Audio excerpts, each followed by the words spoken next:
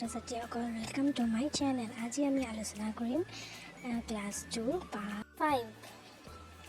প্ৰথম প্ৰশ্নটো হৈছে কুলি চৰাই মাতটো কেনেকুৱা? উত্তৰ শুৱলা। কুলি চৰাই কাৰ বাঁহত কণী পাৰে? উত্তৰ কাউৰী বাঁহত। ফাকুৱা কেতিয়া উদযাপন কৰা হয়? ফাগুন মাহত। 2 নম্বৰ প্ৰশ্ন বানান গঢ়া।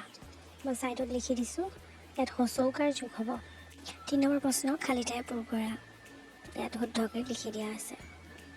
মিল থকা শব্দ মই ছাইডত লিখি দিছোঁ, চাই ল'ব পাৰিবা। তাৰ পিছৰ প্ৰশ্ন মৌখিক প্ৰশ্ন। গীত গাব পৰা 2টা চৰাইৰ নাম, কুলি আৰু কেতেকী। ফাকুৱা তোমালোকে কি কৰা? ইজনে সিজনক ৰং বা ফাকুৱা সানি আনন্দ কৰোঁ। বহাগ বিহুত নাচনীয়ে পিন্ধি নচা কাপোৰ সাজ কি বোলে? চাদৰ মেখেলা বা মুগা সাজ। বিহুৰ সময়ত হাতত কি ৰং সানো? জেতুকা ৰং।